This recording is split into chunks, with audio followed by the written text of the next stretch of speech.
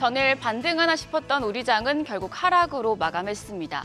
장 중반부까지 강세를 보였었기 때문에 마무리는 더 아쉬웠던 것 같습니다. 자, 오늘의 키워드 아쉬운 마무리입니다. 미국의 국채금리가 진정되면서 뉴욕 증시는 물론이고 일본과 대만 등 아시아 증시도 상승을 했죠. 그런데 왜 국내 증시만 이렇게 힘을 내지 못하는 걸까? 전일장 복귀하면서 이슈들 체크하겠습니다. 어제도 지수는 코스피 2400선 그리고 코스닥 800선을 간신히 지키는 모습이었습니다. 코스피가 약보합으로 0.09% 하락해서 2403포인트, 그리고 코스닥은 0.79% 하락해서 801선의 장을 마쳤습니다. 장중 그래프를 보시면 양지수 모두 오후 2시까지만 해도 상승세를 이어갔었는데 흐름이 약해지면서 장 마감을 앞두고 반락하는 모습이 나왔습니다. 수급적 부담이 이렇게 지수를 끌어내린 것으로 보입니다. 외국인과 기관의 연이은 매도가 시장의 하방 압력으로 작용되고 있습니다. 어제도 유가증권 시장에서 외국인과 기관 동반 매도 우위를 나타냈습니다. 외국인 8거래일 연속 순매도하면서 어제도 2,720억 원을 팔아치웠고요. 기관 48억 원 매도 우위 나타냈습니다. 코스닥 시장에서는 외국인 투자자가 11거래일 만에 순매수하는 모습이었습니다. 739억 원 매수 우위였고요. 여기에 기관도 100억 원 매수 우위였지만 개인 투자자들이 1,805억 원어치를 팔아치웠습니다. 전일 급등했던 환율은 13원 넘게 급락하면서 다소 진정되는 모습이었습니다.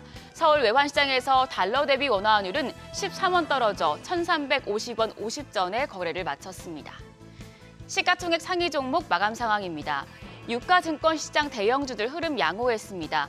다음 주 잠정 실적 발표를 앞두고 삼성전자가 1% 넘게 하락하면서 66,700원의 장을 마친 반면에 SK하이닉스는 4.16% 올라 종가 122,200원이었습니다. 이날 2차 전지 대형주 흐름 좋았는데요. LG에너지솔루션이 일본 도요타의 전기차 배터리를 납품한다는 소식에 2.52% 상승해 467,500원이었고 LG화학이 3.29% 상승해 502,000원, 그리고 삼성 SDI가 1% 가까이 오르며 종가 489,000원이었습니다. 그 밖에 삼성 바이오로직스는 3분기 호실적 전망에 4.63% 강세였습니다. 종가는 723,000원이었습니다. 코스닥 시총 상위 종목은 흐름이 좀 엇갈리는 모습이었습니다. 에코프로비엠이 0.64% 하락하며 233,500원, 에코프로는 강보합으로 종가 825,000원이었고요. 셀트리온 헬스케어가 이날 3.28% 약세로 종가 59,000원, 그리고 포스코 DX의 경우에 코스피 이전 상장 승인이 떨어지면서 이날 9.4% 급락했습니다. 종가 48,450원이었습니다. 반면에 LNF와 JYP엔터가 2%대 상승을 보였고 HLB가 강보합, 그리고 SM이 3.39% 상승 마감했습니다. 시장 업종별로 보면 로봇과 디지털 화폐, 초전도체, 조선 등의 업종이 하락했고요. 자동차와 반도체, 2차 전지 섹터는 소폭 상승하는 모습이었습니다. 어제 기업 공개 IPO 최대어였던 두산로보틱스가 유가증권 시장에 상장을 했죠. 시장에서는 공모가의 4배까지 가는 이른바 따따상을 기대했었는데 두산로보틱스 상장 첫날 공모가보다 97.7%가량 상승한 51,400원에 마감하며 공모가 2배에도 미치지 못했습니다. 조 단위의 두산로보틱스 상장에도 상장 첫날 상승폭이 기대에 미치지 못하자 동료 로봇주들은 큰 폭으로 떨어지는 모습이었습니다. 두산이 19.4%, SP시스템스가 14.69%, 뉴로메카와 SPG, 레인보우 로보틱스도 거의 두 자릿수대 하락률 보였습니다. 결국엔 시장의 전반적인 투자 심리가 개선돼야 이런 상승 재료들도 제 힘을 발휘할 수 있겠다는 의미겠죠. 증권가에서는 10월 코스피 예상 밴드 상단을 2,600으로 바라보면서 눈높이를 낮춰잡고 있는 상황입니다. 그나마 기대가 되는 부분은 이제 반도체 업황 개선입니다. 지난달 반도체 수출액이 1년 만에 최고치를 찍었고 최근 삼성전자가 디램과 낸드 제품에 대해서 두 자릿수 가격 인상 방침을 통보하는 등 우호적인 환경이 만들어졌습니다. 이런 가운데 다음 주에 삼성전자가 3분기 잠적 실적을 발표하는데요. 반도체 적자폭을 얼마나 줄였는지가 관심이고요. 업계에서는 삼성전자보다도 이 SK하이닉스 실적에 주목하고 있습니다. 상상인증권은 SK하이닉스가 시장을 선점한 HBM, 즉 고대역폭 메모리 납품과 메모리 가격 반등의 영향으로 가파른 실적 개선폭이 기대된다고 전망했습니다.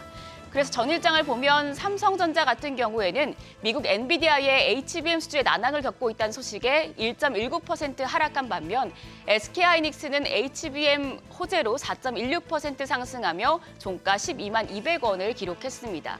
이제 시장에서 HBM 관련주 흐름도 한번 체크해 보셔야 되는데요.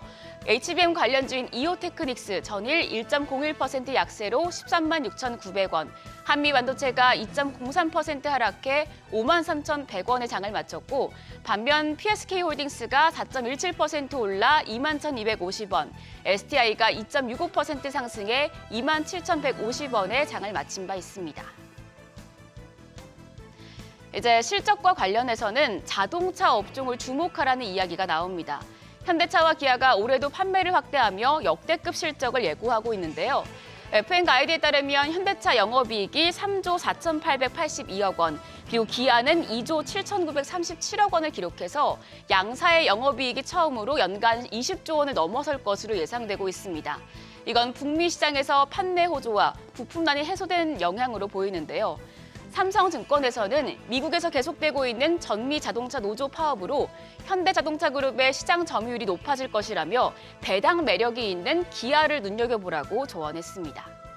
여기까지 전일장 분위기 보면서 시장의 주도주들 체크포인트 살펴봤습니다. 그럼 한 주의 마지막 거래일 오늘도 머니쇼와 함께 시장 대응하세요.